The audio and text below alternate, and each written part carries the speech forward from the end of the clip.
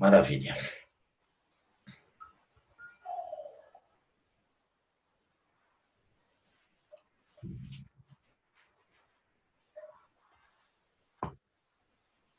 Olá, boa tarde.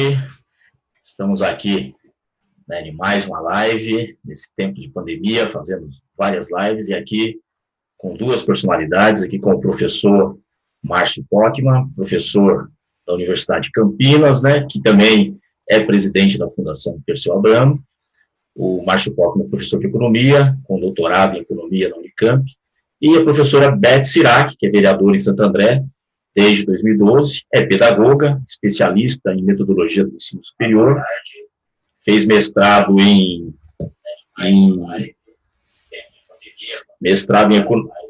desculpe, entrou um pequeno problema técnico aqui, falando da professora Beth Sirac, fez mestrado em História e Ciência, e também está fazendo doutorado na PUC.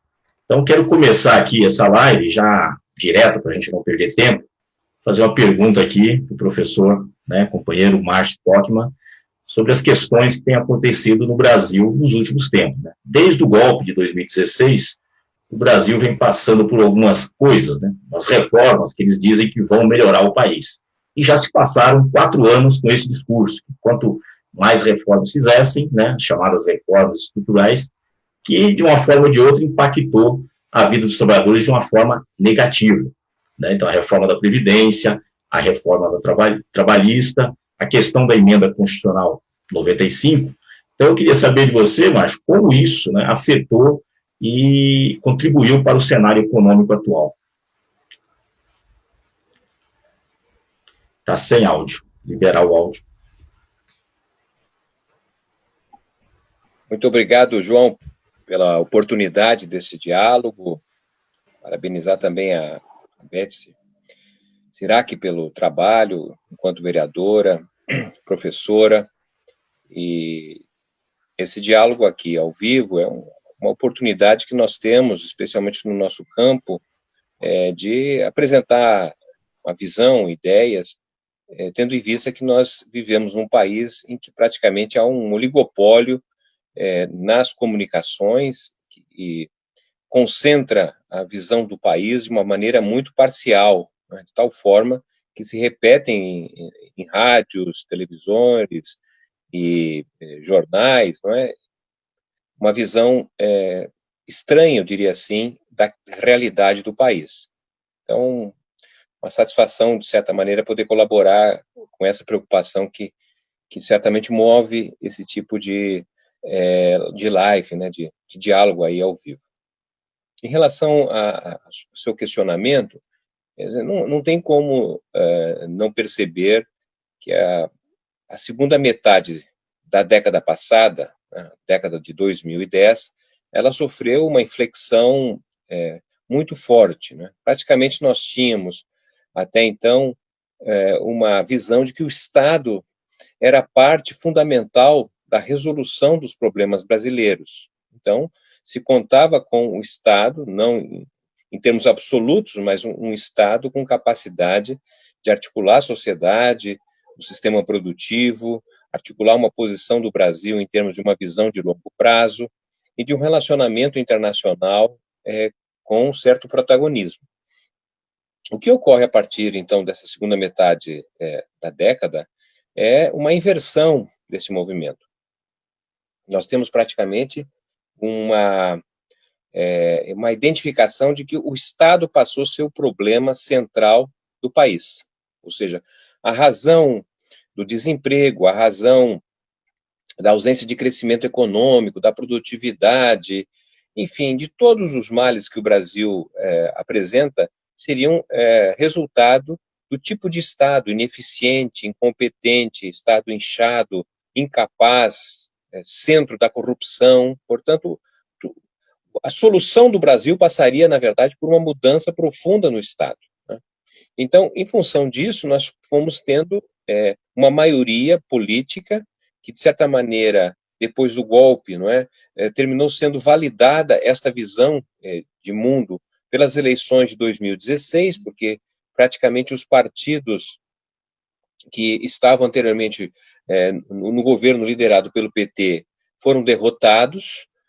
Depois nós tivemos a eleição de 2018, que também foi uma derrota para as forças progressistas, né? E estávamos caminhando para uma eleição municipal e a possível eleição presidencial em 2022, numa trajetória que era justamente essa trajetória de ter o Estado como centro dos problemas. Então, tivemos várias mudanças no sentido de reduzir o Estado, o seu tamanho, cortar recursos, né, várias reformas, reforma trabalhista, reforma previdenciária, que retiraram direitos dos trabalhadores, enxugaram o fundo público voltado para os trabalhadores. Ao mesmo tempo, também tivemos a aprovação de uma emenda constitucional, não é, que congela os gastos públicos não financeiros por 20 anos, e isso foi, de certa maneira, destituindo a capacidade do Estado intervir, né, o exemplo aqui concreto da saúde, que é a questão central do enfrentamento do problema do coronavírus, né, nós temos hoje um sistema de saúde que conta com 20 bilhões de reais a menos por conta da emenda constitucional que retirou recursos, né. Nós tínhamos, sem a emenda constitucional, nós poderíamos ter ainda o chamado programa Mais Médicos, que era a presença de médicos em diversas localidades do país, cidades distantes dos centros, e mesmo nas cidades grandes, cidades importantes. Eu estou falando aqui de Campinas. A Campinas chegou também a ter o programa Mais Médicos, médicos cubanos atuando aqui na cidade, uma cidade rica, a 11ª cidade mais rica do Brasil, e tinha médicos do programa, não é? Um outro programa fantástico, que faz falta enormemente agora, que era o programa na saúde, farmácia popular, né, que permitia ter, então, remédios baratos para a população. Tínhamos uma política industrial, né, para o complexo industrial da saúde, uma articulação com as farmácias, com a indústria dos fármacos, a indústria química fina, uma articulação ampla com a ciência e tecnologia, né? O que nós temos hoje? O que nós temos hoje, na verdade, os recursos para o sistema de ciência e tecnologia, para pesquisa, para ciência, se encontra 50% menor do que era em 2014. A economia brasileira entrou em 2020 com a renda per capita dos brasileiros 7% menor do que era em 2014. Jamais tínhamos visto isso na história do capitalismo brasileiro, um período tão longo em que a população teve uma redução na sua renda e não conseguiu voltar ao período anterior. Bom, agora o que nós estamos vendo? Nós estamos vendo, na verdade, não sabemos muito bem avaliar, mas há indicações que o PIB brasileiro pode, na verdade, ter uma queda ao redor de 10%. O que significaria dizer que a renda per capita dos brasileiros daqui a um ano pode estar cerca de 20% abaixo do que era em 2014. Então, estamos vivendo uma época excepcional, inimaginável, sem paralelo histórico. E essa época certamente exige, a meu modo de ver, também saídas excepcionais, inimagináveis, saídas que não estão na agenda tradicional. E é nesse sentido que eu digo, o campo progressista, a esquerda, tem um papel muito importante, porque não acredito que nós sairemos melhores da pandemia mantendo a política pública, a forma de atuação em relação à pandemia, como estamos vendo. Posso até falar na sequência, depois, como vejo essa política pública, mas apenas por uma apresentação inicial. Obrigado. Obrigado, Márcio. Vou fazer uma pergunta aqui para a professora Beth. Em especial, Beth, a região do ABC, como ela tem sentido o impacto da crise, né, da coronacrise, em especial a cidade de Santo André, onde você é vereadora e tem atuado bastante nesse momento. Oi, João, tudo bem? Quero agradecer imensamente a participação do Márcio, do professor Márcio Postman, da Unicamp, aqui na nossa live, nesta tarde de hoje, podendo debater conosco essa discussão que tem se arraigado bastante nas redes sociais, na televisão, que alguns setores têm colocado economia versus saúde, economia versus coronavírus, enfim. A gente tem percebido que esse debate ele tem sido submetido em todas as esferas, inclusive também aqui no município de Santo André, na nossa cidade, essa preocupação com a vida das pessoas em todos os sentidos, do ponto de vista da saúde, de ter atendimento para todas as pessoas no nosso sistema, né? bem como subsidiar as pessoas com auxílio emergencial. Aliás, nós, de esquerda, nós do Partido dos Trabalhadores, historicamente sempre defendemos aí uma renda mínima básica, né, que então o Suplicy quem defendeu muito isso. Nos nossos governos nós intensificamos a questão do Bolsa Família, mas o que o Brasil não sabia, e a nossa região tampouco, porque aqui na região do Grande ABC nós temos um consórcio intermunicipal. Nas nossas gestões a gente sempre procurou desenvolver pesquisa através do DIEESE para ter um conhecimento mais apurado do nível de pessoas na informalidade, desempregadas, e aí, a partir disso, você desenvolver, defender políticas públicas que dessem suporte a estas realidades, a esta realidade em especial na cidade de Santo André, né? Consórcio que foi aqui comentado pelo nosso ex-prefeito, Celso Daniel, e tudo mais. Bom, nesse sentido, o que ocorre é que nós não tínhamos as informações, porque eu fui atrás, fui buscar saber da produção do consórcio, e os prefeitos deixaram de investir recursos em pesquisas desse nível, portanto, fica difícil a gente ter números absolutos, números reais. O que a gente tem é o observatório da crise, né, estabelecido aí pela Universidade Metodista, né, que fica em São Bernardo, e ela nos diz o seguinte, que a crise, nesse mês aqui, de março para abril, né, a região do ABC teve um nível de desemprego já acumulado de 2%. Além dos que haviam, temos 2% de pessoas que estão aí desempregadas, né? Dessas, 46% da renda está comprometida. Desses 46% de pessoas que hoje estão no trabalho informal, 10% tem a sua renda comprometida e parte desses 10%, 50% a renda caiu absolutamente. Ou ficaram na informalidade, parte foi mandada embora, parte os empresários ou os acordos que foram feitos a partir da reforma da calada na noite, as reformas que o trato é individual, essas pessoas, esses trabalhadores tiveram a sua renda diminuída para não perder o emprego, que foi a alternativa que encontraram. Isso não é diferente na nossa cidade. Aqui também o prefeito, numa atitude insana, ele suspendeu um contrato com prestadores de serviço na área da educação, da limpeza, e essa suspensão resultou que a empresa havia demitido na ocasião aproximadamente 500 trabalhadoras, em torno de 500 trabalhadoras.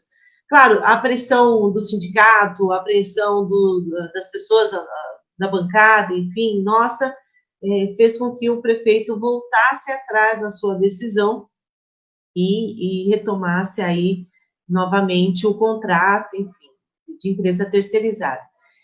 A gente percebe muito esse atropelo de medidas e de ações governamentais por não saber lidar com essa pandemia, mas não ter muito o cuidado com a gestão do trabalho, do serviço público, desenvolvendo políticas que deem suporte aí para os nossos trabalhadores, para as nossas trabalhadoras e para a nossa cidade. No sábado, ele publicou um decreto flexibilizando o trabalho, abrindo o comércio aqui na cidade. O Ministério Público entrou com uma ação, ele teve que decretar no domingo, desdecretar, né, se é possível essa palavra, o decreto que ele havia publicado, voltando atrás em relação à questão da flexibilização do comércio. A gente está, num momento, entrando num período agora do segundo pico da pandemia, onde o isolamento é crucial para que a gente não desenvolva aí mais pessoas contagiadas, né? Então, portanto, isso é importante. Agora, tem que ser uma ação articulada, governo municipal, governo estadual e governo federal, para dar suporte às pessoas que necessitam aí de renda, né? Lembrando que o governo Bolsonaro queria subsidiar as pessoas com recurso de R$200, que a gente sabe que com R$200 as pessoas não fazem muita coisa, ou muito pouca coisa.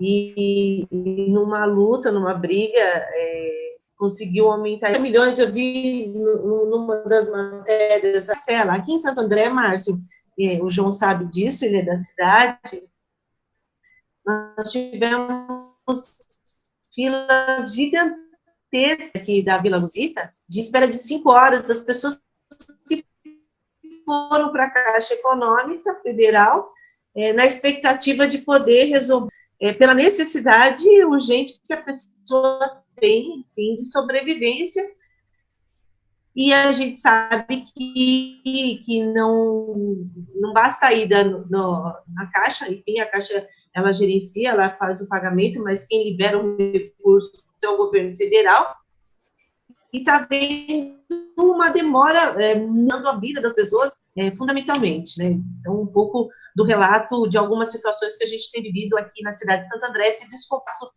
de idas e vindas, medidas que são tomadas e depois desfeitas pelo governo municipal.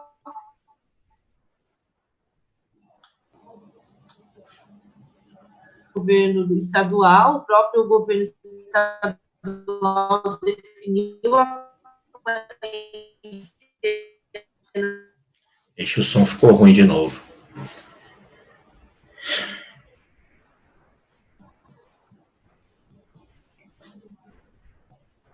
Estou monitorando aqui a minha internet que tinha caído.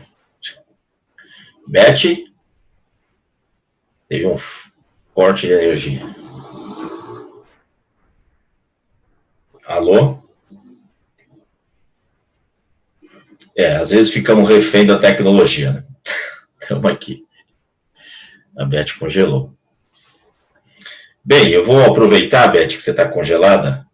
Vou passar para uma outra pergunta para o professor Márcio.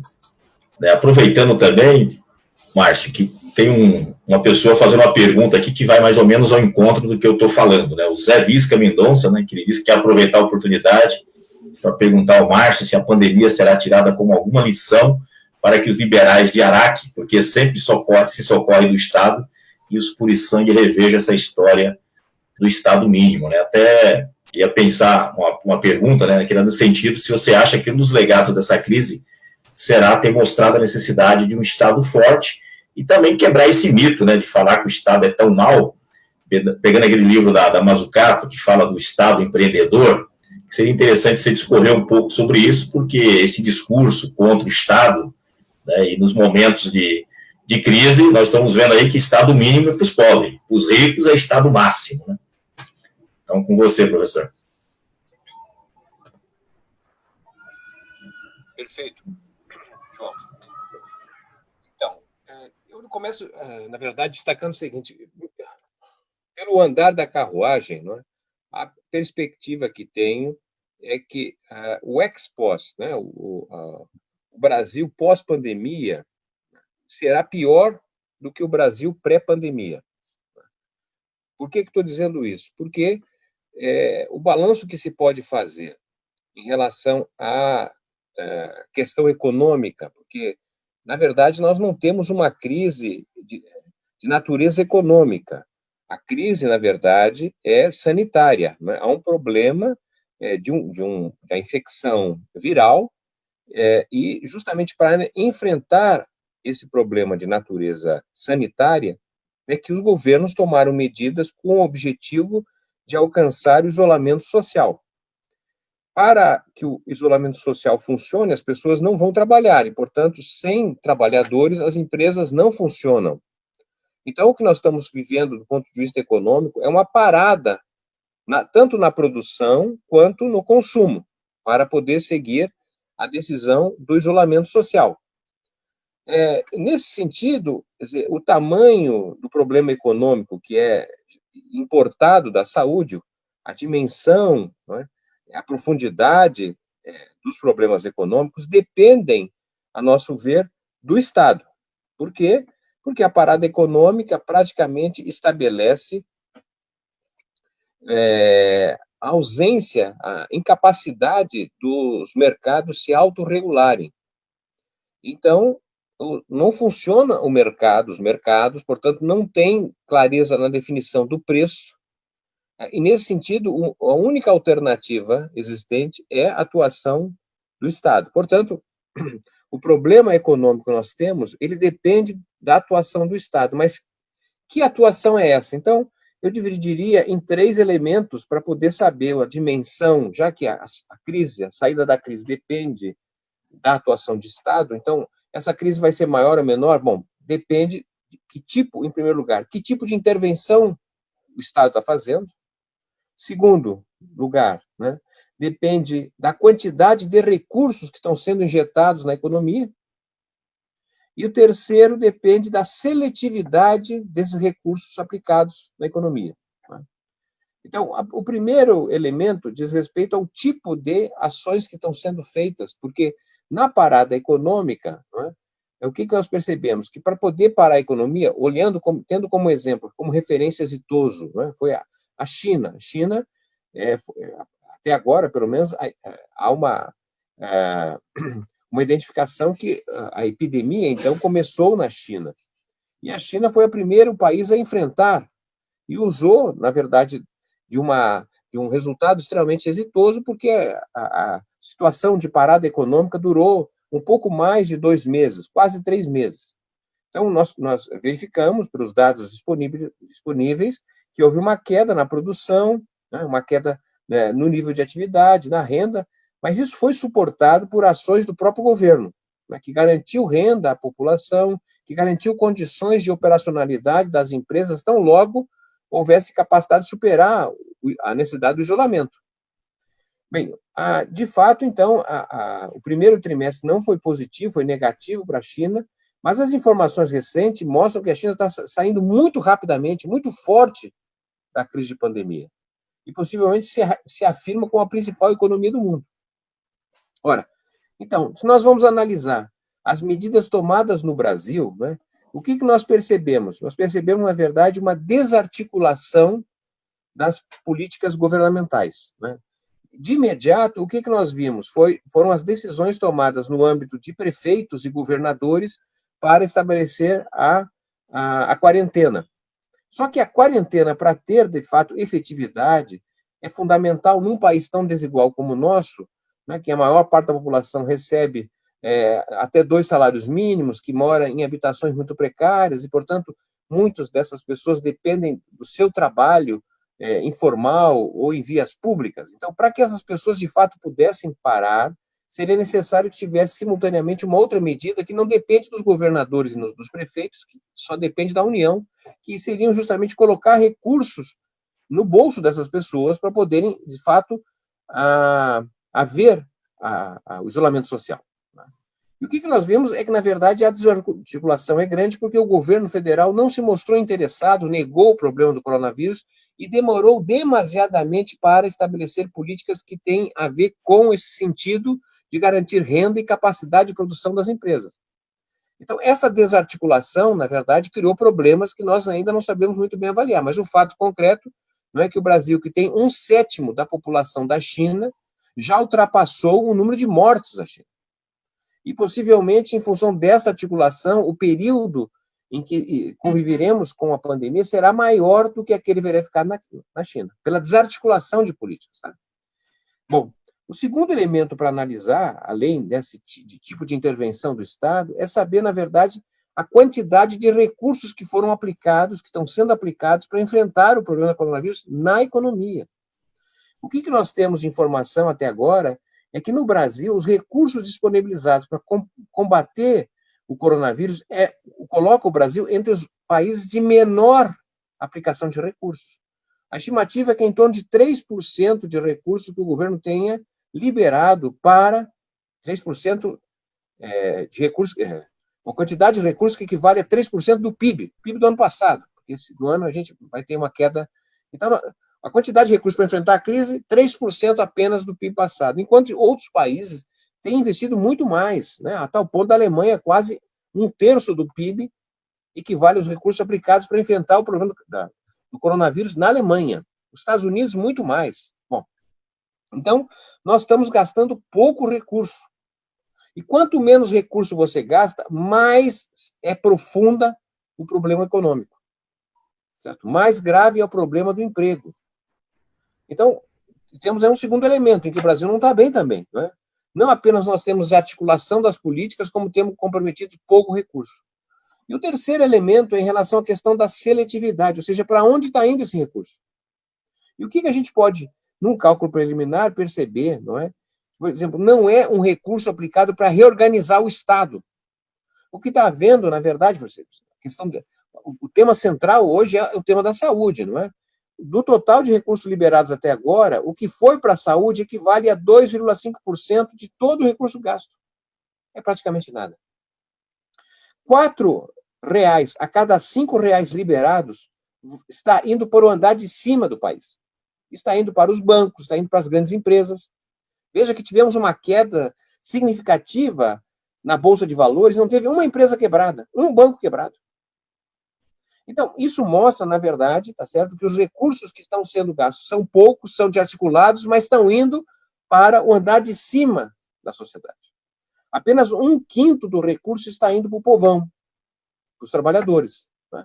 Então, isso significa dizer que não apenas, não é, nós vamos ter uma epidemia que deve durar mais tempo, uma epidemia cujos efeitos econômicos serão mais graves e, portanto, mais difícil sair, e, ao mesmo tempo, que o país tende a sair pior. Por quê?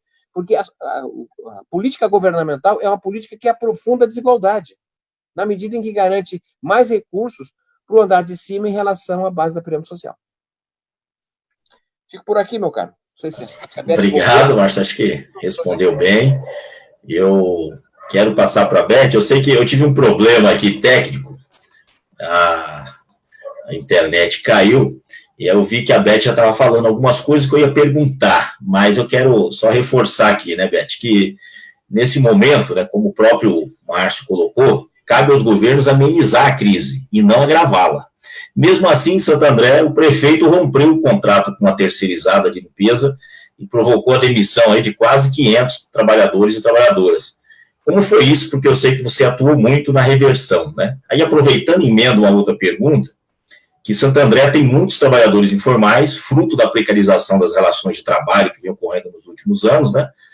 Como o governo municipal tem atuado para dar suporte a esses trabalhadores? Até porque o prefeito é do partido PSDB, que aprovou essas medidas de reforma trabalhista que só piorou a situação dos trabalhadores. Então, passa a bola para você. Oi, João. Caiu e eu estava no meio da fala.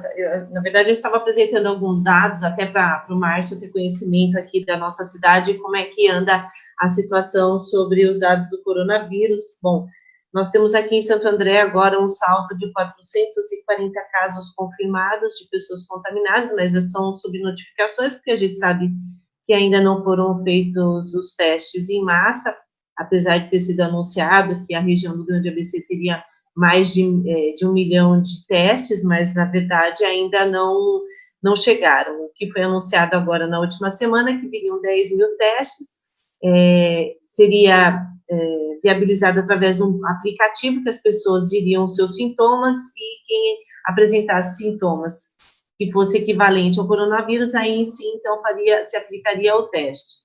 Só um adendo aí, porque nesse aplicativo eles perguntam o título de eleitor, a zona, a seção, e a gente ficou sem entender qual a necessidade de se perguntar um treco desse para combater o coronavírus, né? Enfim.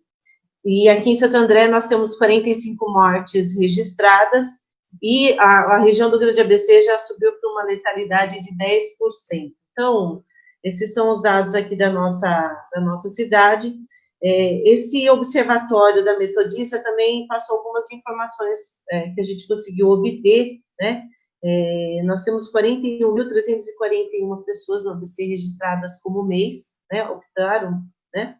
Ambulantes 992, pessoas que recebem recurso do Bolsa Família 19.315 pessoas. Então, isso nos dá um pouco o panorama da nossa realidade local aqui, e como que, ao longo dessa gestão, as políticas foram desenvolvidas para dar suporte a esses profissionais, ou aqueles que estão em pequenos empresários, MEIs, ou que estão na informalidade, pessoas que estão na informalidade, ou mesmo os desempregados. Na verdade, não se tem uma definição do governo local sobre investimentos para este público, né?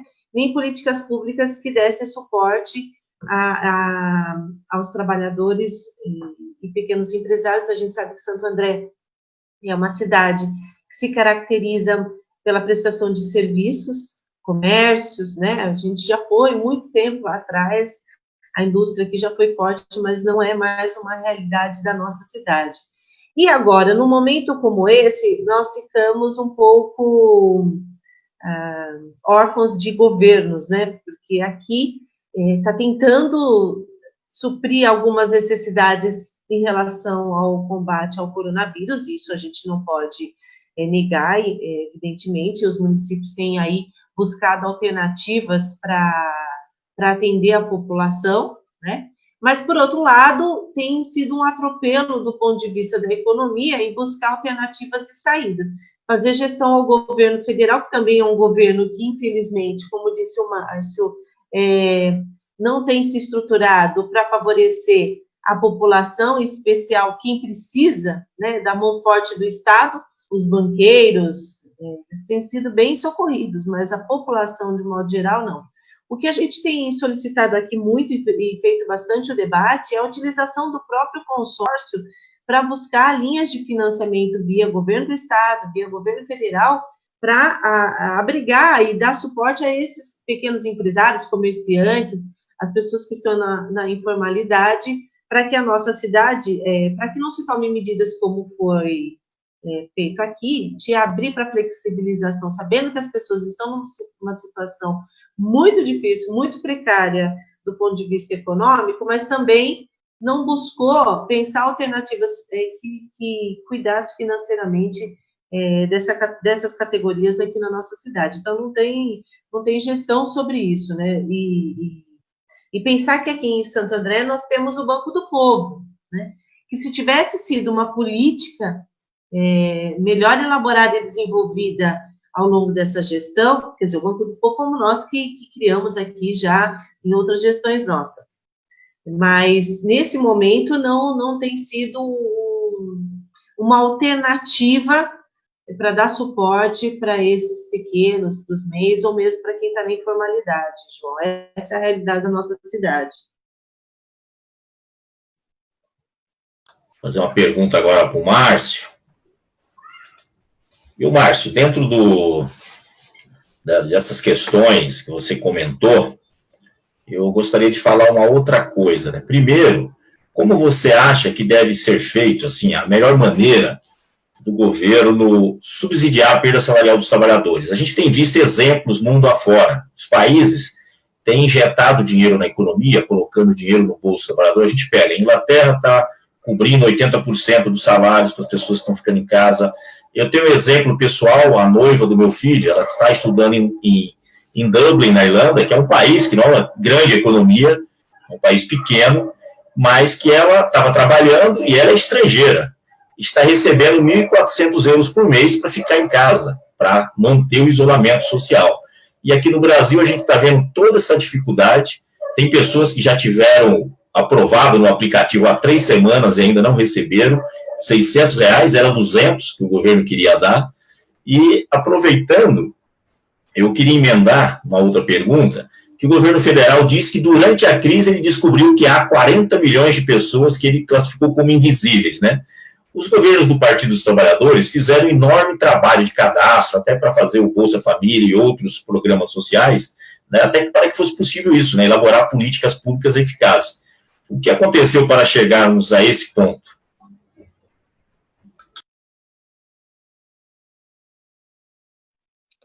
Então, o que falávamos anteriormente é justamente essa preocupação de que a saída da pandemia, no caso brasileiro, pode, na verdade, significar uma situação ainda pior do que já estávamos no início do ano, antes da pandemia, porque o Brasil, de certa maneira, quando toma medidas que buscam efetivar aí funcionamento do isolamento social são medidas insuficientes, burocratizadas, não é?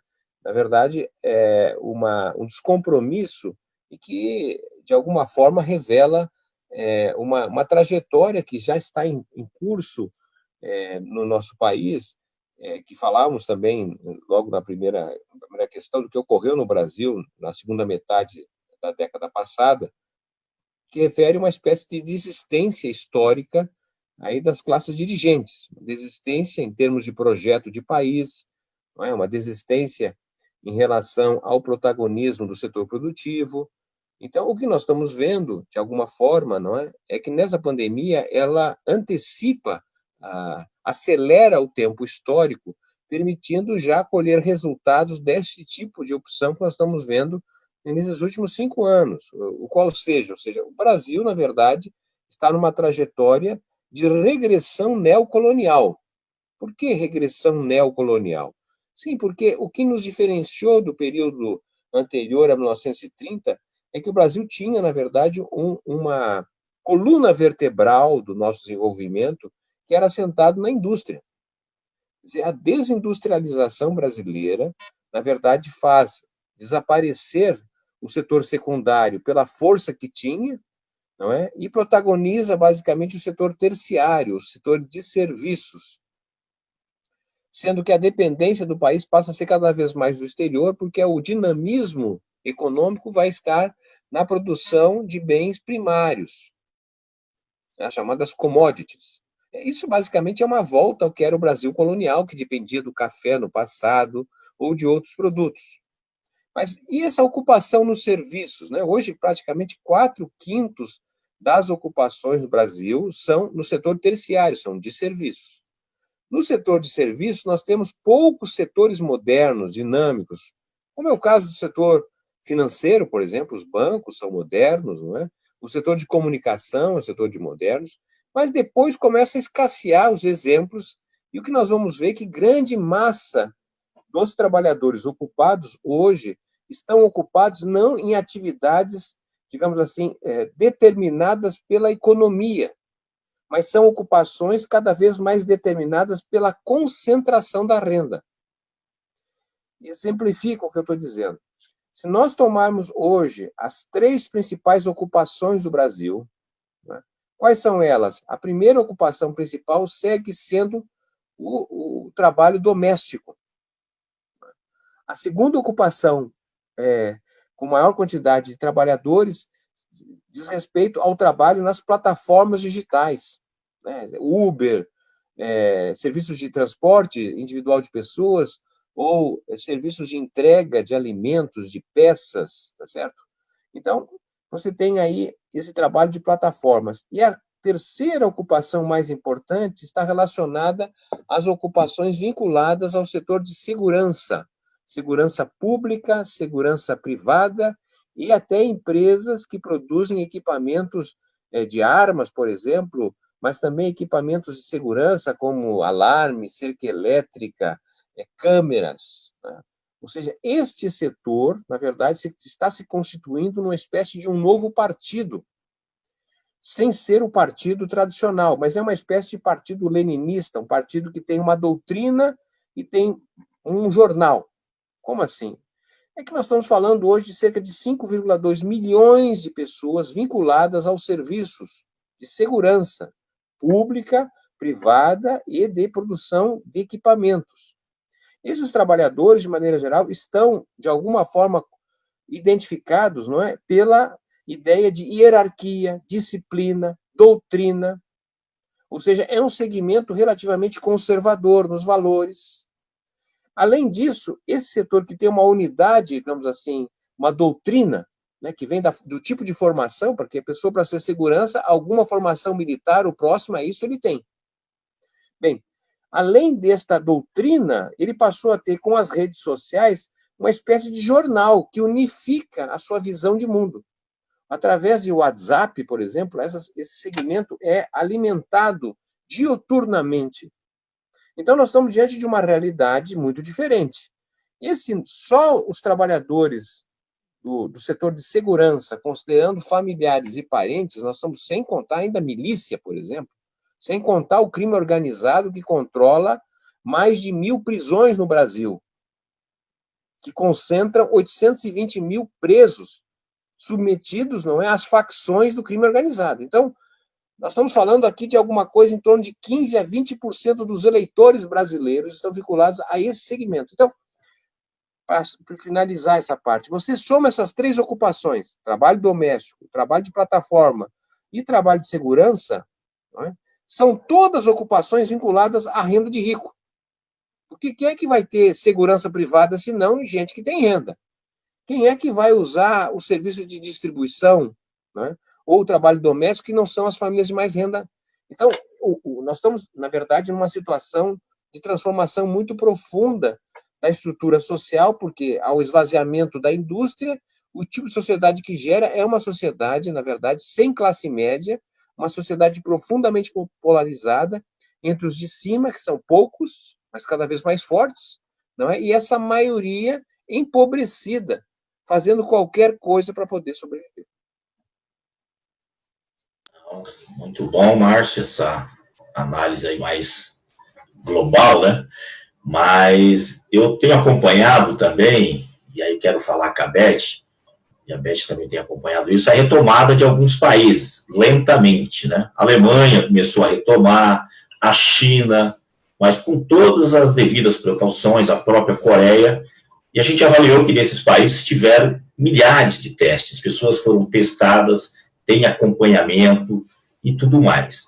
Aqui em Santo André, né, cidade que a gente reside, o prefeito já tentou, de alguma maneira, no meio da quarentena, retomar, talvez por pressão de um lado e de outro, ou talvez também por ouvir o presidente falar que isso é só uma gripezinha, que isso não vai resolver nada, e mesmo assim, parece que o prefeito está um tanto quanto perdido, né? Ele já tentou retomar, e eu queria saber da Beth, se já houve essa tentativa do prefeito de Santo André de uma abertura do comércio, mesmo com os casos de Covid-19 aumentando bastante, a gente viu que nos últimos dias o Brasil tem dobrado, né, e a cidade de Santo André está preparada para essa retomada, mesmo diante dos dados que você apresentou aí, a letalidade na região do ABC em torno de 10%? João, deixa eu estou acompanhando aqui as pessoas se manifestarem, né, e agradecer a participação aqui do vereador Alemão Duarte também, que está nos acompanhando pela live.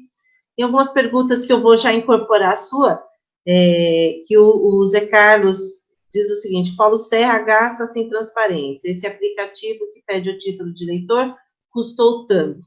Então, essa é uma outra questão que a gente tem discutido, assim, será que esta é a melhor alternativa para rastreamento e contenção do coronavírus na nossa região, na nossa cidade? A gente debateu bastante sobre isso em outras lives, inclusive tem um artigo bastante interessante da OCDE, mas que eles falam das estratégias 3T, né, Trace, Trace, Test, que é testar, rastrear, localizar e rastrear. Bom, eu penso que se a gente não tem testes suficientes para a cidade, num primeiro momento, quem seriam as pessoas a serem atendidas? Porque desde hoje a gente sabe que teste rápido, hoje você faz, amanhã se bobear tem que fazer de novo, porque é teste rápido, ele não faz uma avaliação mais profunda, e aí entra numa questão mais química, enfim, que eu não vou conseguir explicar agora, mas, de qualquer forma, talvez os profissionais da saúde seriam as pessoas a serem primeiramente atendidas para serem feitos esses testes por uma questão de cuidado, porque eles que estão em exposição imediata, não parar de trabalhar, estão atendendo pessoas que estão contaminadas. Então, será que o aplicativo seria, neste momento, a melhor alternativa? Tenho dúvidas.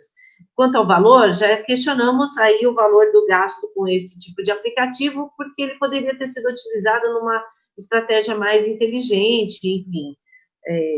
A localidade das pessoas dá para fazer, porque isso, a pessoa tem carteirinha do SUS, à medida que ela passa pelo sistema, você sabe onde a pessoa mora, onde ela está, enfim, Parece muito mais uma questão marqueteira do que de eficácia de rastreamento e de localização, né? Aproveitando também, o Eric pergunta aqui sobre a Universidade Federal, né? Como é que a Universidade Federal poderia nos ajudar no combate ao coronavírus? A Universidade Federal tem feito um papel também bastante importante aqui na nossa cidade. Primeiro, aí eles estão desenvolvendo, produzindo álcool gel para os hospitais, a rede básica de saúde da nossa cidade, os meninos utilizando o laboratório, os estudantes, muitos de forma voluntária na produção desse álcool gel, garantindo aí minimamente EPI para os funcionários, para a proteção dos funcionários.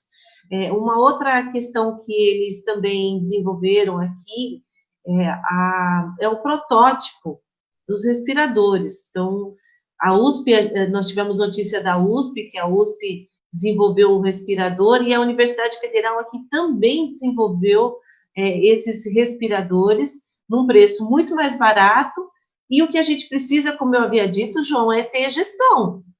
Nós temos o protótipo, ele é mais barato, poderia ser discutido, dialogado, como eu havia dito, no consórcio intermunicipal, dialogar com as indústrias aqui da região, no momento para utilizar a estratégia de reconversão da indústria na produção desses respiradores e não aguardar esse trâmite maluco, essa corrida louca, né, que virou em busca desses equipamentos, insumos e testes nos países. Então, a gente tem capacidade e condição de desenvolver, assim como a Universidade Federal também está desenvolvendo aí os testes para serem utilizados na nossa região. Então, a Universidade Federal tem feito um papel fundamental para nós aqui. Uma universidade que foi implantada, criada, idealizada no nosso governo, no governo do Lula, e precisa ser melhor articulada com os governos para viabilizar toda a produção técnico-científica e expertise que eles têm no combate ao coronavírus e na contribuição nesse sentido da reconversão da indústria, enfim.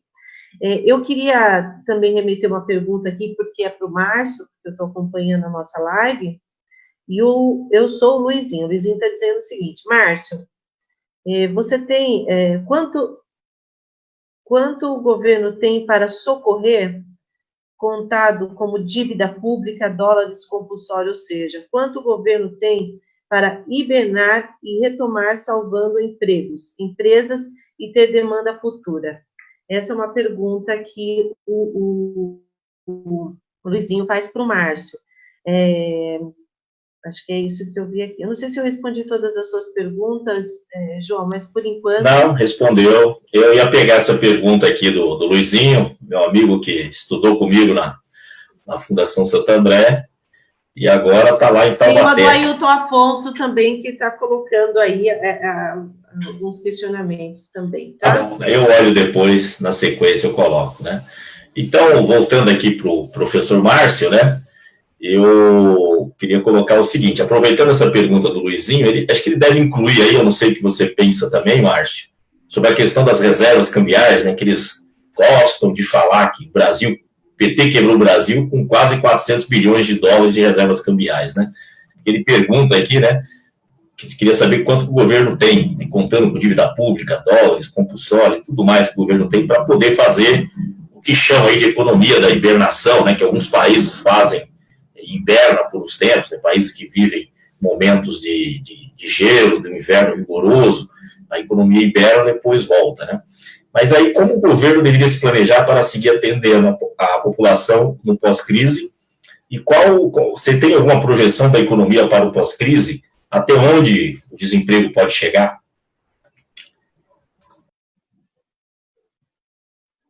Sim. Bem, tem sido passado uma imagem que o Estado, o governo, funciona como se fosse uma família, né? Então, o Estado não pode gastar mais do que arrecada, porque, afinal de contas, as famílias operam desta forma. Se uma família gastar mais do que arrecada, vai ter problemas, né, para se manter. Mas, na verdade, o Estado não funciona como uma família, ele não é uma família, né? O Estado tem na verdade, mecanismos que permite a ele, só a ele, poder, por exemplo, emitir dinheiro. O Estado pode emitir moeda. Não há nada que impeça, a não ser a teoria equivocada que o próprio neoliberalismo e o governo Temer e também o governo Bolsonaro, entre outros neoliberais, defendem, que a chamada teoria quantitativa da moeda. Toda vez que o Estado emite, ele, sem aumentar a produção, porque o Estado não produz, ao emitir moeda, ao lançar moeda na economia, ele aumenta o poder de compra sem a contrapartida da produção, portanto, você tem como resultado a inflação. Então, o Estado provoca inflação toda vez que emite moeda. Segundo, é que se o Estado não emite moeda, mas se ele se endivida, ao se endividar, ele coloca seus títulos, seus papéis, em troca de recebimento de dinheiro do setor privado. Mas para que ele possa colocar os seus títulos, ele precisa, na verdade, aumentar a taxa de juros. E se ele aumenta a taxa de juros, torna, na verdade, a taxa de lucro das empresas inferior à taxa de juros, logo é melhor colocar o dinheiro no banco e não produzir. Essa é a teoria quantitativa da moeda. Há um debate entre esses liberais conservadores que trouxeram a teoria monetária moderna, que diz o seguinte: olha, olhando o que aconteceu nos Estados Unidos, na Europa, na crise de 2008, houve muita emissão de moeda. Os Estados Unidos, por exemplo, tinha cerca de 800 bilhões de dólares em circulação, e com a crise de 2008, o volume de recursos em circulação foi para 1,8 trilhões, foi 1 trilhão de recursos colocados, emitidos pelo governo, sem que houvesse aumento da inflação.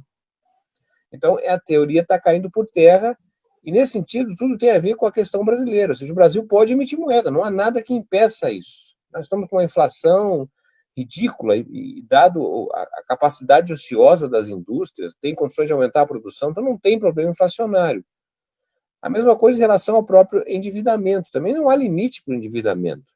Nós temos países como o Japão, a Itália, com um endividamento maior que o PIB daqueles países, e pagam taxas de juros relativamente muito baixas.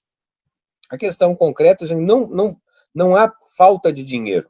O que há, na verdade, não é uma resistência para gastar recurso com a população, porque o projeto que está em curso não é um projeto de inclusão, é um projeto de exclusão.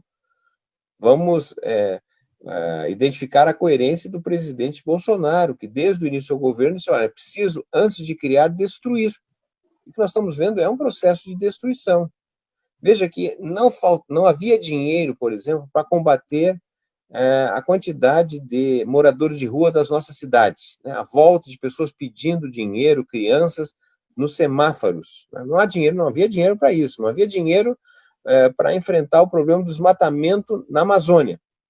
Mas bastou a Bolsa de Valores cair para que o Banco Central liberasse 1,2 trilhão de reais para poder atender bancos, corretoras e assim por diante. Então, essa na verdade, uma ilusão dizer que não tem dinheiro. Tem dinheiro, não há problema nesse sentido.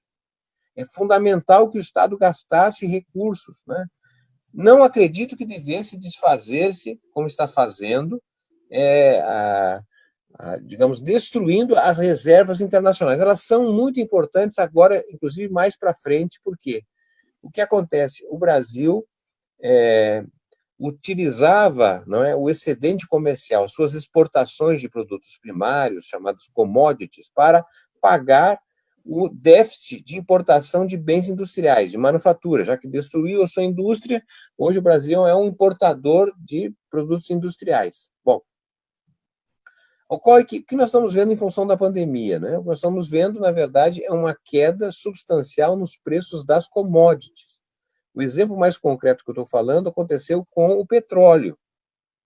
Bem, a queda no preço do petróleo traz problemas sérios, não apenas para a Petrobras, evidentemente, mas também traz problemas como receitas de exportação, das exportações que a Petrobras realiza, caíram as exportações, e um problema fiscal para vários estados e municípios onde a Petrobras opera. Além disso, o que nós estamos verificando? Estamos verificando que, se você continuar usando as reservas para evitar uma desvalorização ainda maior do real. A estimativa é que antes da pandemia, o ministro da Economia havia já queimado 30 bilhões, praticamente quase 10% das reservas, utilizando para evitar a desvalorização da nossa moeda.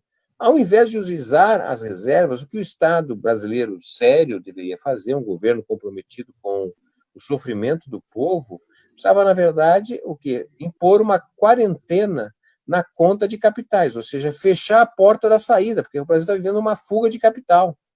Isso o Banco Central poderia fazer, mas não há nenhum interesse nesse sentido. Então, o que estamos vendo é uma sequência de esvaziamento das reservas, no momento em que nós podemos ter crescentes crises especulativas. Né? Porque o que está acontecendo em alguns países é que o governo vai lá e dá dinheiro para o banco e para a empresa, e o banco pega esse dinheiro e compra título americano. Então, você está, na verdade, esse tipo de ajuda não só evita que a empresa quebre, mas a empresa não reverte, ou o banco não reverte, na verdade, em algo para o país. E, nesse sentido, a meu modo de ver, pelo menos, a conta de capital seria estratégica a ser fechada para controlar a fuga de capital e forçar, na verdade, que esse recurso público fosse, de fato, investido na economia, né, para permitir que o país pudesse sair desta recessão melhor. E a questão também interessante é que não há vontade governamental para articular um projeto de reindustrialização do país, de rearticulação das cadeias produtivas, não é? Assim como nós somos o maior produtor, né, e exportador de álcool, né, nós não tínhamos, pelo menos até há pouco tempo, álcool gel, e quando apareceu a preços elevados, né, quando, na verdade, isso precisaria ser um produto distribuído gratuitamente, por uma questão de saúde pública. É um dos principais higienizadores da população, combate a infecção e assim por diante. Não poderia ser um produto vendido, porque nós estamos vivendo uma excepcionalidade. Né? A mesma coisa em relação à questão dos respiradores. Ora, isso é uma questão básica, uma articulação do governo com as próprias montadoras permitiriam que elas fizessem muito rapidamente os respiradores que o país precisa. Aliás, essa tem sido, inclusive, a saída nos Estados Unidos. Nós estamos vendo que essa heróica categoria dos profissionais da saúde, não somente médicos, enfermeiros, auxiliares, mas também faxineiros, seguranças, pessoal que está na linha de frente, não é? Motoristas de ambulância. Ora, esse conjunto de profissionais precisaria estar muito melhor apoiado, tendo acesso a equipamentos adequados. Né? O que nós percebemos, na verdade, é que o Brasil não tem condições de produzir luva, não tem condições de produzir máscara. Ora, uma articulação do governo com a indústria têxtil, né, e a própria indústria química nos ajudaria a responder isso. Não é nenhum. Nós temos estrutura para isso, mas não tem articulação, não tem vontade. E, portanto, o sofrimento humano é muito grande. Né? Os dados que estamos agora tendo acesso do mercado de trabalho, né, vai mostrando, na verdade, que, embora não tenhamos o chamado desemprego aberto, que a pessoa está procurando trabalho, disponível para trabalhar e não consegue nenhum outro tipo de trabalho, nós estamos vendo agora o crescimento do desemprego chamado parcial, não é? Que a pessoa, na verdade, está tendo um contrato de trabalho, não está tendo rompido, mas está suspenso ou com uma redução na jornada e no salário, ou seja, uma massa de gente que já recebia pouco e agora vai receber ainda menos. Então, é um quadro realmente muito complexo, não é? E o que nós estamos vendo, de alguma forma, é o discurso desta elite governante, muito parecida com aquela na década... Em 1930, nós tivemos uma eleição presidencial e se deu justamente após 1929, que foi uma crise de dimensão global, uma depressão, os preços das commodities caíram muito, o Brasil era um grande exportador de café e o preço do café caiu 70%, não tinha para quem vender, não tinha dinheiro em circulação, estava um desespero. E aí a eleição presidencial entre Washington Luiz e Getúlio Vargas, desculpe, Washington Luiz não, Júlio Prestes, que era o candidato de Washington Luiz, em relação a Getúlio Vargas. E aí um debate sobre a situação que estava se vivendo naquele momento, que o principal produto era o café e estava em queda, aí perguntaram, mas como é que vamos sair dessa crise? Aí diz o Júlio Prestes, nós vamos sair dessa crise a partir, reconhecendo que o café já está superado, mas a laranja vai superar o café. Ou seja, era uma tentativa de dar sequência ao mesmo projeto.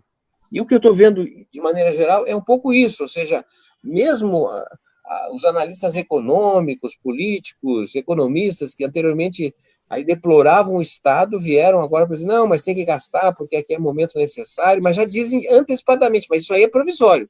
A partir da saída da crise, vamos voltar, tá certo, ao ambiente de reformas. Ora, isso aí é dramático. Penso que a população, de alguma forma, começa a perceber que tem dois modelos aí que estão se organizando na sociedade. Talvez a construção de uma nova maioria política. Que maioria é essa? É aquela maioria que não está concordando com o caos social, com a barbárie. Tendo contato com colegas de outros países, né, revelam, por exemplo, em Barcelona, não é? A prefeitura organizou um grupo de voluntários, mas também por iniciativa própria, né, o acolhimento de todos os moradores de rua, um espaço adequado, médicos, por exemplo, não é?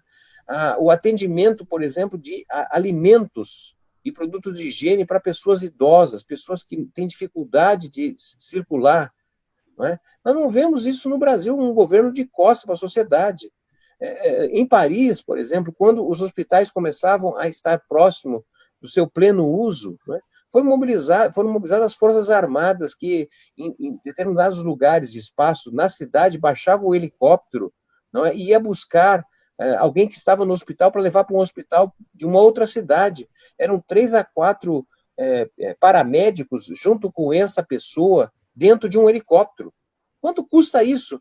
Mas não há custo quando a vida humana está em primeiro lugar. Não é a economia, é a vida humana das pessoas. Em Paris, por exemplo, eles organizaram alguns vagões de locomotiva como se fosse uma UTI para deslocar as pessoas. Aqui, as cenas dos telejornais, né, são cenas de uma barbárie, as pessoas tentando entrar no hospital e, coitado dos paramédicos, tentando impedir. É uma barbárie isso no Brasil, é uma violência, é uma negação total do compromisso das autoridades com o sofrimento humano. Nós não temos organização de distribuição de alimentos nas regiões periféricas, não há um planejamento no país. Então, é profundamente trágico a situação que estamos vivendo, é uma situação de barbárie. Então, o que eu vejo é que começa a se conformar uma maioria. Não, mas barbárie também não dá, tá certo? Será que não é possível encontrar um projeto civilizatório, alguma coisa que tenha valores comuns, não é? A democracia, as instituições, o crescimento econômico, o emprego, a educação, a saúde. E parece que estamos diante de uma situação reveladora, de uma saída que seja, na verdade, né, uma interrupção nesse projeto de barbárie, desse projeto neocolonial. Então, vejo com preocupação, mas também com um certo otimismo, essa possibilidade de construir uma outra saída para o país. Lamentavelmente, está sendo feito num momento grave, mas é a possibilidade que nós temos sem precisar esperar por eleições. Bem, obrigado. Bem, um pouco do que você falou, Márcio, já responde um pouco o que Ailton Afonso está colocando aqui. Ele está colocando uma posição, né, que as pessoas não devem pensar que só shoppings, isso é desenvolvimento. Tem que se pensar uma política industrial do país, dos estados, e em nível metropolitano também. Então, um pouco do que você falou aí na sua resposta já incluiu essa questão da desindustrialização no Brasil, né? E aí, você falou também nas questões neoliberais, aí eu quero passar para a Beth, porque é interessante, né? O prefeito de Santo André é de um partido, o PSDB, que, como o PSDB, já governa o estado de São Paulo há uns 25 anos. Mas, como grupo político, eles já governam desde 83, ou seja, há quase 40 anos, com essa política, né, Beth, de privatizar tudo. E o que nós vimos agora, que entregou o SEMASA, que era um serviço importante municipal de Santo André, de água e saneamento, entregou para a Sabesp. E eu queria saber, Beth, que além disso, né, não só ele está entregou o SEMASA, mas agora está querendo entregar o CRASA, que é um centro de distribuição de alimentos, um mini SEASA aqui na região, que está fazendo no meio da pandemia. Ao invés de se preocupar em resolver os problemas, ele está pensando em vender patrimônio da cidade e um órgão importante também de distribuição, né? Então, eu queria saber quais estão sendo as consequências da entrega do SEMASA e o que você prevê também com a questão do CRASA que o prefeito quer vender.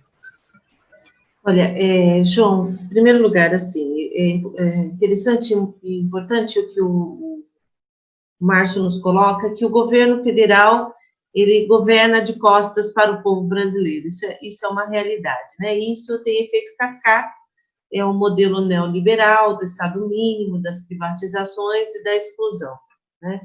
E isso infelizmente, tem sido a realidade nossa aqui no Brasil. Enquanto outros países, como você disse, monta containers para dar suporte à infraestrutura, aqui o que a gente vê é caminhão de frigorífico para colocar os mortos empilhados, aguardando na fila para serem enterrados. Haja visto que a gente viu aqui em São Paulo, em vários noticiários, o cemitério da Vila Formosa, São Luís, as retroescavadeiras fazendo cada vez mais covas para colocar as pessoas, não tem nem caixão, né? Colocando em saco porque não está dando conta das mortes que estão ocorrendo. Isso é lamentável, é trágico, é triste. Não existe um governo forte, não existe um Estado forte que dê conta de pensar e proteger a vida das pessoas, né? E pensar alternativas econômicas que deem sustentabilidade às pessoas poderem sobreviver, né?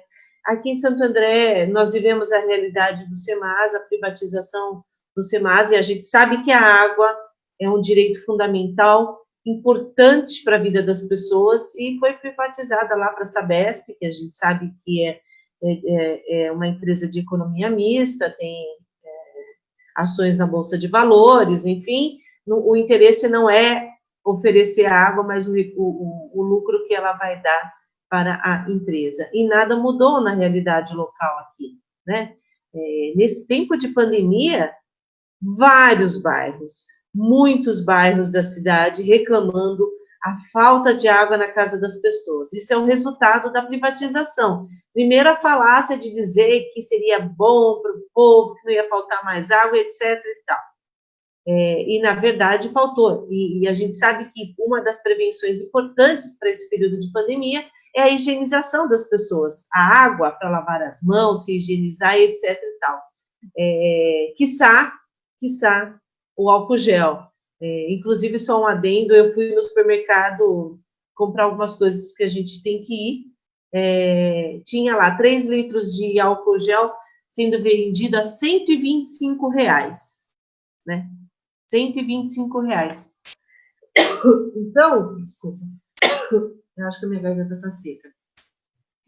O que poderia... Nós somos um dos maiores produtores de cana e a gente não tem de álcool, e a gente não tem aqui álcool para oferecer para as pessoas, nem para os hospitais. Então, assim, é vergonhoso essa realidade nossa brasileira. E nesse sentido, aqui em Santo André, esse modelão de privatizações, né, privatista, está dando continuidade. O prefeito anunciou aí num dos jornais locais da cidade a venda que a gente chama hoje da CRAISA, né, a Central Regional de Abastecimento e Alimentação aqui, que antes chamava SEASA. Como é que isso surgiu? Surgiu da ideia da gente ter um local, primeiro para o abastecimento e o outro depois para a distribuição de forma mais barata, mais acessível para as pessoas, enfim. E a gente foi surpreendido com a notícia de que ele tinha interesse de privatizar, numa falácia, dizendo que ia aumentar não sei quantos % de emprego na cidade, e a gente sabe que o que ele anunciou é mais do que tem tido de crescimento de oferta de emprego, enfim, não é uma realidade, não é uma verdade. Então, infelizmente, a gente tem visto aqui o desmonte, né, dos serviços públicos, o desmonte das nossas empresas, das nossas autarquias, o fortalecimento dessas autarquias na cidade para garantir, inclusive, política alimentar, de segurança alimentar, política de fornecimento de água, de fato, para as pessoas, e é lamentável, porque são duas empresas, são duas autarquias que oferecem serviços fundamentais, né? A segurança alimentar e o direito à água. né?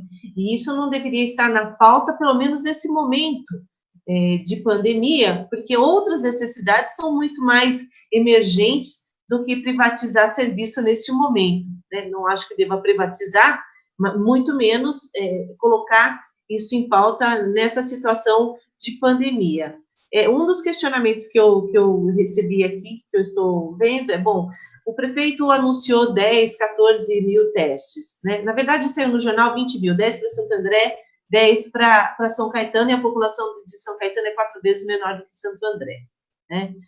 Se isso era justo, se a gente não teria que ter uma ampliação. Eu acho sim, inclusive, quero aqui informar que hoje nós aprovamos um projeto na Câmara, apesar da controvérsia do projeto, é um saldo remanescente do Instituto, 10 milhões irá para a saúde, para que aí socorra as ações voltadas para a saúde. Esse saldo remanescente, então, tem esse propósito. Claro que nós fizemos uma série de debates e observações em relação a esse projeto, com o intuito de dar transparência e que ele, de fato, seja utilizado mesmo para o socorro ao combate ao coronavírus e só no exercício desse ano. Fomos vencidos uma emenda, enfim, faz parte do debate político. Agora, o que nós podemos fazer é exigir do governo, ou também sugerir ao governo, que esse recurso seja utilizado na compra de testes, e que faça testes, pelo menos, como foi colocado aqui, bem observado pela Denise, em 15% da população, minimamente, porque aí a gente tem condições de avaliar a realidade da contaminação na nossa cidade. E o que a gente percebe que nem aqui, nem no governo do estado, e muito menos no governo federal, existe esse modo de governar, essa gestão que se preocupe em socorrer a população, em especial a população que mais precisa da mão forte do Estado, né? A gente vê que isso não está na pauta dos nossos governos. Infelizmente, quem fica fragilizado e suscetível a todo tipo de vulnerabilidade é a população, e a população mais carente. Boa, muito bom. Eu queria caminhar agora, estamos caminhando para o final, né, do nosso debate aqui, mas eu tenho uma última pergunta aqui para o professor Márcio Pochmann. Duas coisas, né? Primeiro, uma coisa que está nos incomodando na região do ABC é que o ministro da Infraestrutura, ele quer mudar a vocação do Porto de Santos. Aquilo que você estava falando, parece que o povo nosso não pensa diferente, quer voltar para o agronegócio, fazer a vocação do Porto de Santos, em vez de ser uma vocação industrial, uma vocação para o agronegócio, ou seja, toda a indústria localizada aqui na região do ABC, na região do Vale do Paraíba, Baixada Santista, vai ter um problema gigantesco, mas eles estão pensando em fazer isso, né? Já estive conversando, inclusive, com o Hélio, que é o diretor executivo do nosso sindicato, que cuida disso. E uma outra coisa, aproveitando que estou falando do Sindicato Metalúrgico do ABC, sobre a reconversão industrial, né? O Sindicato Metalúrgico do ABC propôs isso, de fazer uma reconversão industrial. Você pensa que isso também é uma saída para a manutenção de empregos ou para uma reindustrialização do país?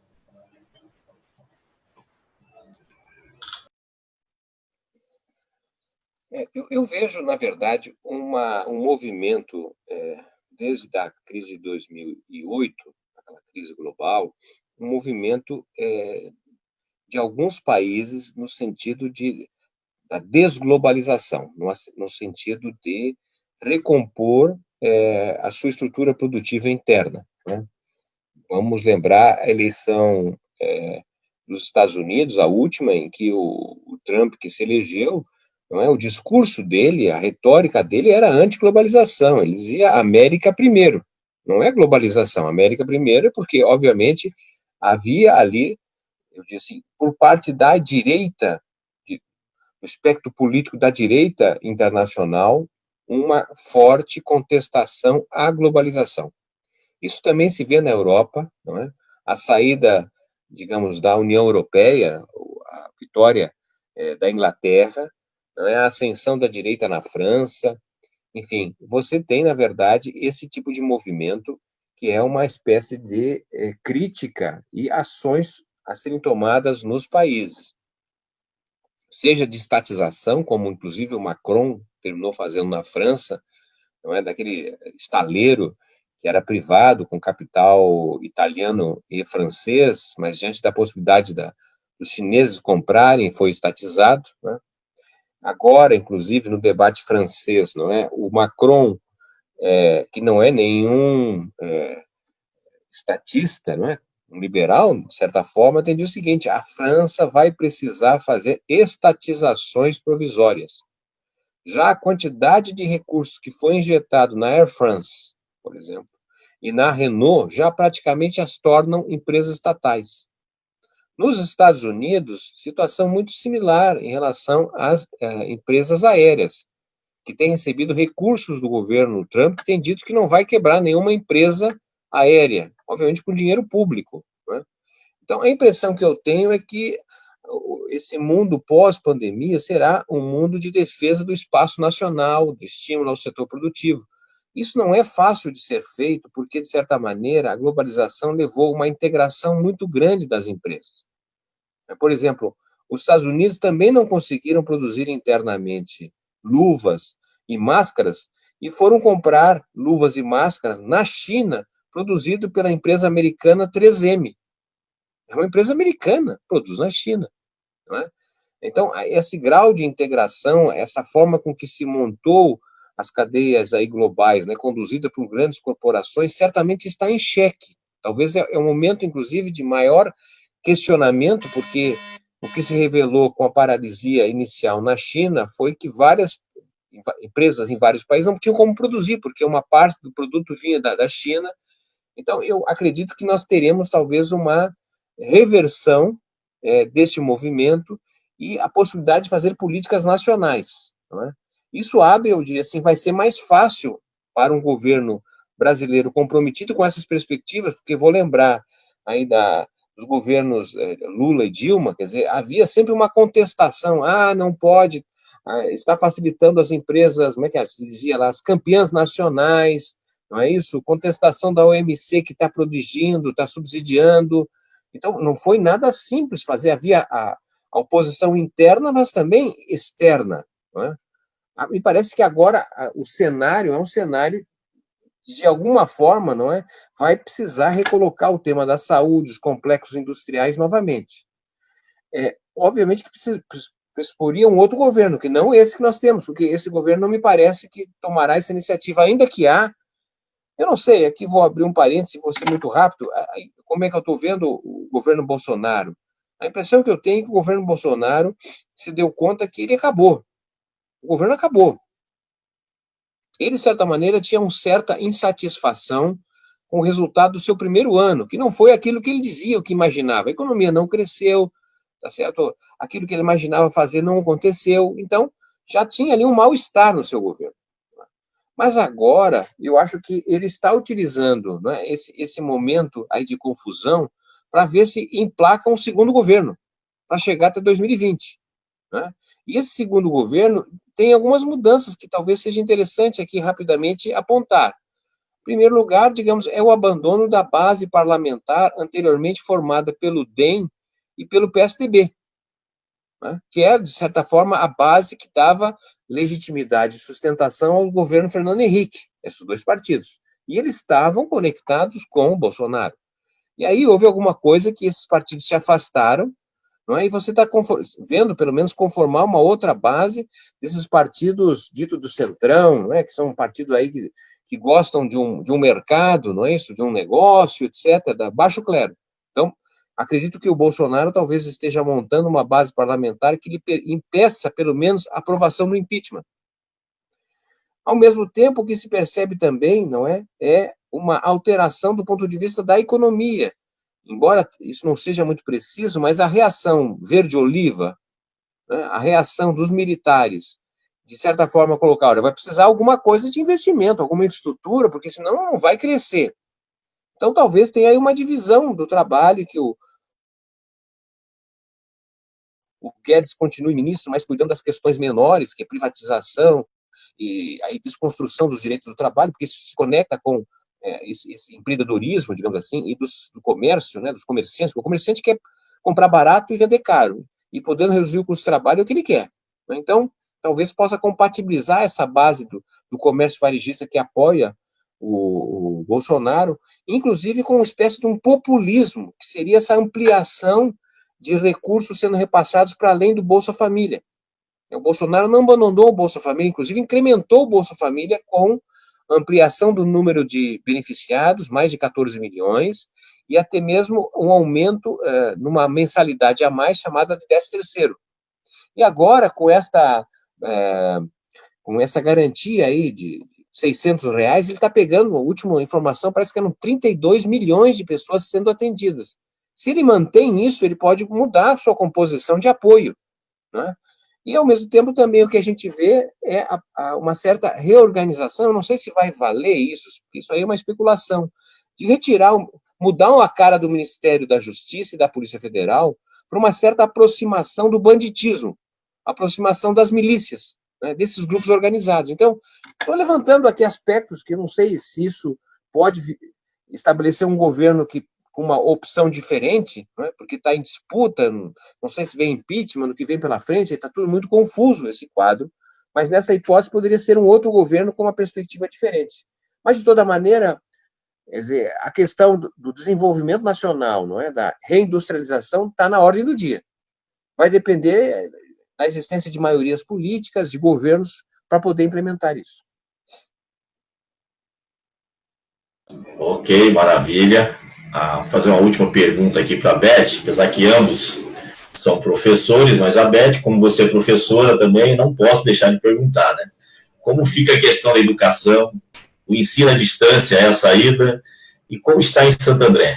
E a merenda, né? Como é que ficou a questão da merenda, que a gente sabe que para muitas crianças a merenda na escola é o prato principal, tem crianças que não têm nem banheiro em casa, que dirá comida.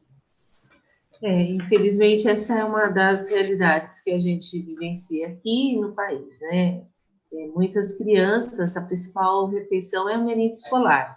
Assim que começou a discussão,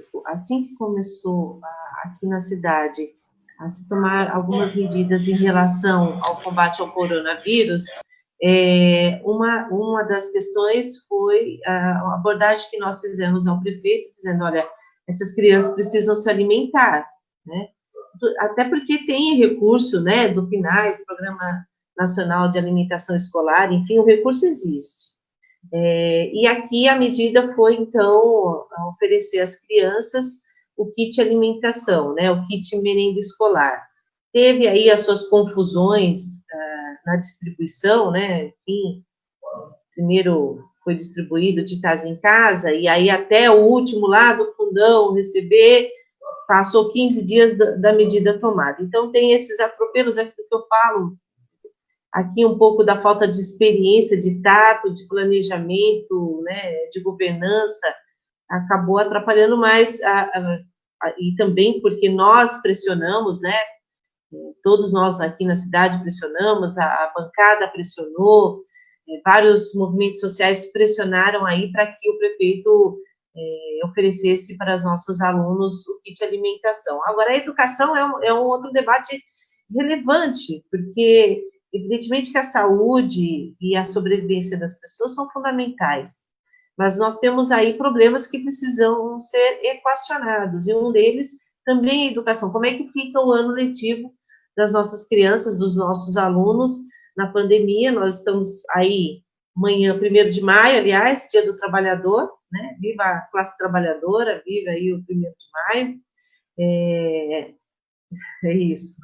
E o que ocorre é que vamos estar aí ultrapassando, quase chegando ao meio do ano, e como é que faz para cumprir os 200 dias letivos ou as 800 horas, assim como determina a nossa LDB. Bom, o que tem sido feito aqui na cidade e em várias outras é a educação remota. Você tem lá um site, uma plataforma básica com alguns conteúdos e as crianças vão lá, olham, enfim, não existe essa interação, não é nem o EAD, né? Não chegou no EAD, ainda está no remoto, né? Educação remota. Agora tem aí a proposta e toda uma discussão de criar a plataforma EAD. Bom, a legislação, ela diz o seguinte, que de 20% a 30% você pode utilizar para educação, ou seja, não cumprindo aí as 800 horas ou os 200 dias. Então, você tem uma limitação dessa educação EAD, por um período mesmo. Não havendo outra alternativa, essas plataformas, elas precisam estar muito bem pensadas, planejadas, implantadas, porque senão elas podem ser, de novo, reforçar, na verdade, as desigualdades. Ou seja, aqui no estado de São Paulo, aliás, na região do Grande ABC, eu passei esses dados ontem, nós temos mais de 500 mil alunos. Destes, 50 estão em escola particular. Todos os demais, 450 mil, escola pública. Então, você vai ter uma discrepância novamente no oferecimento e na garantia do direito à educação. Você vai ter um público que vem de escola particular, que pode ter uma ascensão econômica um pouco mais privilegiada e que tem acesso a computadores, a uma vasta biblioteca, a e-book, sabe acessar a plataforma, sabe interagir, e você vai ter todos os outros demais alunos, muitos deles não tendo um computador, um notebook ou um celular que dê conta de fazer essa interação, e pior do que isso, pode ter até a internet, mas você não tem como garantir que esses alunos consigam ficar horas estudando, porque não tem recurso para essa internet. Nós temos locais aqui na cidade de Santo André, Paranapiacaba, Recreio da Borda, Parque Andrense, que não tem banda larga. Como é que ficaria a situação desses alunos? Então, você também teria que ter o fornecimento de material didático para esses alunos e, de alguma forma, garantir a participação deles. E tem uma outra proposta também de juntar as horas letivas desse ano, junto com o ano que vem, o aluno não teria a perda absoluta, principalmente aqueles que estão nos últimos anos da educação básica, do ensino fundamental, da educação infantil, do ensino fundamental, do ensino médio, ou mesmo da universidade, né? Então, essas coisas precisam ser bem pensadas e calculadas para que os nossos alunos não tenham prejuízo, né? Não fiquem novamente à margem da garantia do acesso à educação, não tendo recursos apropriados como esses que eu coloquei. Então, se vai ser plataforma EAD, nós vamos ter que garantir que todos os nossos alunos tenham acesso e condições de acessarem a essa plataforma. Isso do ponto de vista tecnológico. Do ponto de vista pedagógico, do ponto de vista cognitivo, nós temos que entender que não é um mecanismo simples de ser aplicado.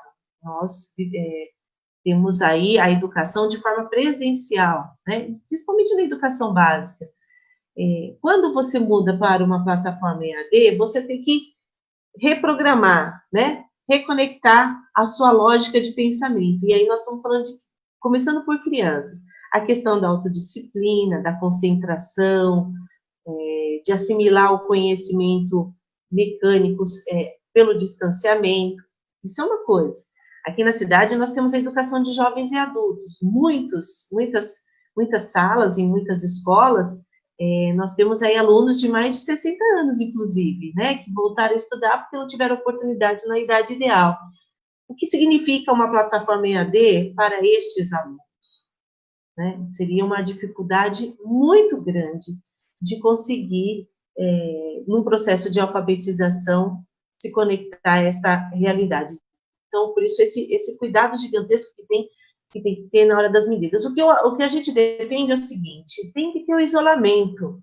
Depois a gente pensa como é que a gente resolve e juntar, uma das alternativas é juntar esse ano 2021 para dar conta de não colocar as crianças, os alunos, os nossos jovens em prejuízo por conta de um ano letivo e tudo mais. Acho que essa é a discussão. E uma outra questão fundamental é criar esse comitê de crise para que os professores e estudantes possam participar e que seja garantido, se for a EAD, o projeto político-pedagógico das escolas, que foi o que a gente sempre defendeu, né? E que nesse momento, mesmo que seja uma tecnologia diferenciada, uma nova plataforma, essas questões não podem deixar de ser pensadas.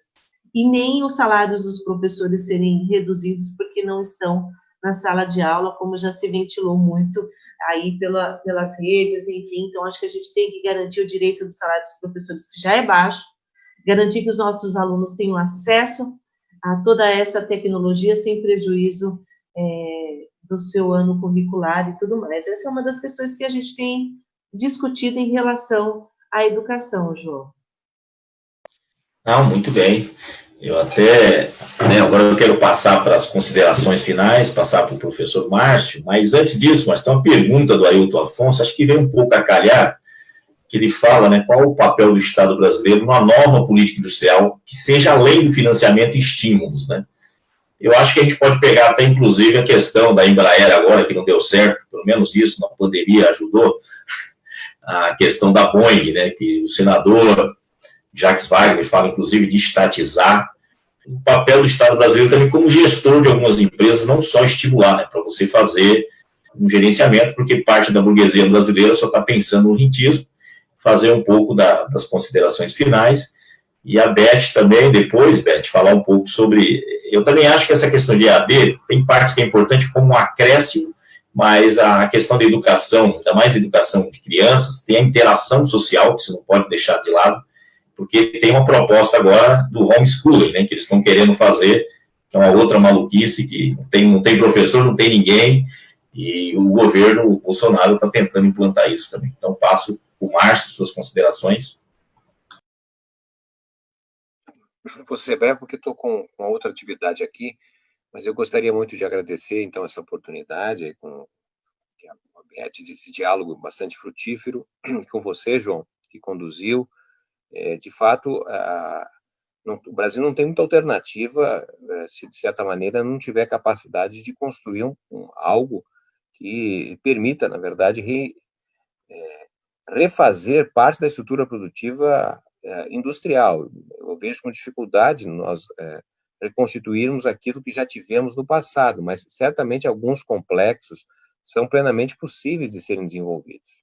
Certamente também seria interessante que o Brasil fizesse isso de forma articulada com os países, pelo menos uma parte dos países latino-americanos, porque, de alguma forma, o projeto chinês se deu articulando. A China hoje é um grande importador de manufatura, de componentes de manufatura dos países do seu entorno, e um grande exportador de manufatura para o mundo. Então, essa articulação me parece importante, porque a experiência nossa de Mercosul é aquela que o Brasil, basicamente, é o país que exporta para todos os países, quando talvez tivesse sido o contrário. Então, temos aí, eu acho, oportunidade, espaço para fazer isso. Não é um problema técnico, temos gente capacitada para construir um projeto. O meu modo de ver é uma questão de natureza política. Se não tiver maioria, não teremos parlamentares, não teremos prefeito, não teremos governadores, tampouco presidente que possa, na verdade, pôr em prática, como foi um pouco a experiência dos governos nossos do PT. Então, obrigado pela oportunidade, aí um bom dia do trabalho para todos, um momento difícil, mas também um momento de reflexão, e toda a crise também é uma oportunidade para mudar. Um abraço. Bem, te agradeço, Márcio, muito obrigado mesmo, um ótimo 1º de maio, vai ser o primeiro 1º de maio, Primeiro 1º de maio, em 130 anos, que a classe trabalhadora não vai poder ir para as ruas comemorar. Beth, se quiser falar. Eu vou concluir também, porque eu sei que o Márcio, em outra live, ele está sendo muito requisitado. Agradecer profundamente a sua participação aqui, nesse canal que nós criamos, Márcio, para esclarecer uma série de questões, proporcionar às pessoas que nos acompanham com clareza do seu debate, da sua profundidade. Então, profundamente eu agradecida aí pela sua participação. Respondendo rapidamente ao João. João, esse é o medo que recorre de todos nós, sobre essa coisa do homeschool, mas, de verdade, eu acho que não faz parte da nossa cultura, não faz parte da cultura brasileira, esse modelo de educação em casa, sabe? Eu acredito que isso não vai pegar muito, exceto por talvez algumas opções aí mais extremas, mas a gente, aqui no Brasil, tem a cultura da escola, o chão da sala de aula, da vivência escolar, das atividades, nós temos isso na nossa cultura. Então, eu espero que essa coisa de homeschool fique só aí no debate da Maris alienada, do que realmente de uma realidade nossa brasileira, e a gente sabe do papel fundamental que as escolas têm, o papel social que as escolas têm a vida dos nossos alunos e da comunidade do qual ela está inserida. Então, eu acho que isso aqui no Brasil não vai colar muito, não. A escola é muito valorizada. Apesar dos professores serem mal pagos e pouco valorizados, a escola é um espaço, um equipamento muito valorizado pela nossa cultura, pela nossa população. João, obrigada aí pela mediação desse debate, obrigada também a todas as pessoas que participaram, que contribuíram, que nos acompanharam em mais uma live, num dia difícil, polêmico, cheio de debates, mas estamos aí exercendo o nosso papel, a nossa função de legislar, de acompanhar os atos da administração pública e de fazer as cobranças que protejam as pessoas. Esse é o nosso papel. E quando tiver medida que esteja certa e que atenda as pessoas, nós vamos também compartilhar, porque aqui o interesse não é o A e não é o B, mas é a população da cidade de Santo André que tem que ser beneficiada e socorrida, principalmente na questão da saúde. É isso, João. É isso. Também te agradecer, Beth, agradecer a todos e todas que nos assistiram e deixar claro para a população, né? A Beth é vereadora, tem um papel legislativo, parece que as pessoas esquecem que na democracia tem 3 poderes, né? Poder judiciário, poder legislativo e o poder executivo. E é papel do legislativo fiscalizar o executivo. Parece que o Bolsonaro quer implantar um imperador, ele quer mandar em tudo e as pessoas estão esquecendo disso, né? Inclusive, as pessoas elegem não só o executivo, elegem o legislativo. Tem alguns lugares do mundo, como Estados Unidos, que elegem, inclusive, juízes na primeira instância. Mas não é o caso do Brasil. O poder judiciário é justamente não eleito para ele não ser pressionado por momentos. Por isso, ele está lá para segurar coisas de momentos. E o poder legislativo e o poder executivo, sim, é eleito e tem que ser respeitado. É um poder. E é isso. Então, agradeço a todos e todas e até uma próxima live com a nossa vereadora Beth Sirac. Obrigada. Tchau, tchau. Tchau.